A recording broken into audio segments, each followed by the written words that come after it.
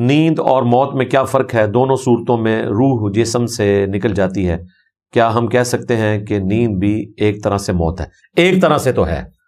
صحیح بخاری میں حدیث موجود ہے، نبی علیہ السلام نے رات کو جو سونے کی دعا تعلیم فرمائی ہے، اللہم باسمک اموت و احیا، اے اللہ میں تیرے نام کے ساتھ جیتا اور مرتا ہوں، یعنی سوتا اور جاگتا ہوں۔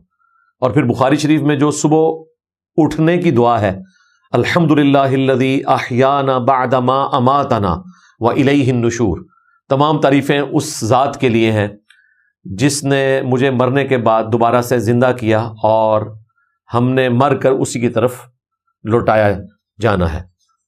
تو اس اعتبار سے تو واقعتاً وہ موت کی بہن ہے نیند ایک طرح سے۔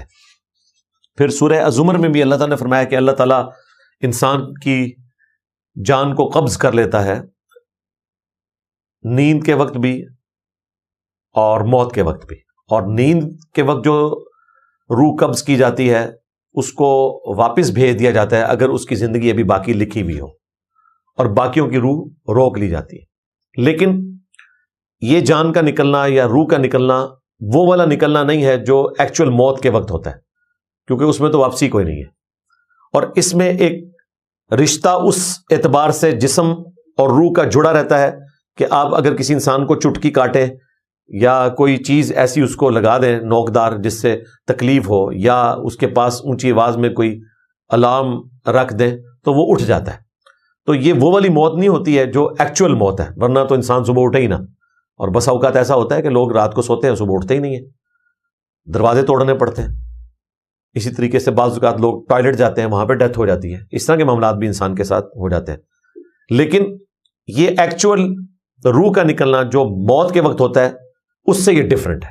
اب یہ اللہ تعالیٰ کے اپنے تکوینی امور ہیں، وہ کیسے ان چیزوں کو مینج کر رہا ہے اس کی تفصیلات ہمیں نہیں بتائی گئی۔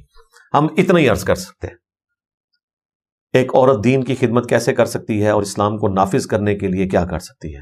اللہ اکبر۔ عورت یہی کرے کہ دین کے اوپر خود عمل کرے اور اپنی اولاد تک دعوت حق پہنچانے کی کوشش کرے۔ باقی عورتوں کا یہ کام نہیں ہے کہ انہوں نے پریکٹیکلی نکل کے کوئی دین کو نافذ کرنا ہے، یہ ذمہ داریاں مردوں کی ہیں۔ انہوں نے مردوں کو صرف سپورٹ کرنا ہے۔ زیادہ سے زیادہ اگر کوئی جنگی صورتحال ہو، جس طرح کہ صحیح مسلم شریف میں آتا ہے کہ غزوہ احد کے موقع کے اوپر عورتیں زخمیوں کی مرہم پٹی کرتی تھی، بس یہ ہے۔ اسی طریقے سے بخاری مسلم میں آیا، نبی علیہ السلام سے اجازت مانگی سیدہ عائشہ نے جہاد اور قتال میں شریک ہونے کے اعتبار سے، تو آپ علیہ السلام نے فرمایا کہ عورت کا جہاد اور قتال حج اور عمرہ کرنا ہے۔ یہ بتایا گیا کہ وہ ایک ایفرٹ پٹ کریں گی۔ باقی عورتوں نے پریکٹیکلی اس قسم کی کسی ایکٹیویٹی میں حصہ نہیں لینا، نہ عورتوں نے جا کے مساجد میں امامت کرنی ہے، نہ پریکٹیکلی انہوں نے مردوں کو لیڈ کرنا ہے۔ اسلام میں اس طرح کی کوئی صورتحال نہیں ہے دینی اعتبار سے۔ باقی دنیاوی طور پہ جو ڈیوٹیز ہیں، ظاہر ہے بعض ڈیوٹیز ایسی ہیں جو عورتوں نے ہی کرنی ہے، وہاں مردوں کا کوئی دخل نہیں ہے۔ جس طرح کہ گائنی کی فیلڈ میں عورتیں ہی سوٹیبل ہیں، نرسنگ کی فیلڈ کے اندر میجورٹی عورتیں ہی سوٹیبل ہیں، ٹیچنگ کی فیلڈ میں عورتیں سوٹیبل ہیں، بچوں کے ساتھ اچھے طریقے سے وہ ٹریٹ کر سکتی ہیں۔ تو یہ والی آپ دین کی خدمت کریں۔ اگر آپ اس خدمت سے مراد یہ سمجھتی ہیں کہ آپ نے ڈاکٹر فرحت ہاشمی کی طرح دعوت و تبلیغ کا کام کرنا ہے، تو یہ تو کسی کو اس طرح کے حالات و واقعات فیوریبل ہوں گے اور وہ کوئی اس طرح کی ایکٹیویٹی کر سکے گا۔ عام لوگوں نے تو دین پہ خود عمل کرنا ہے اور اپنے گھر والوں تک بات پہنچانی ہے۔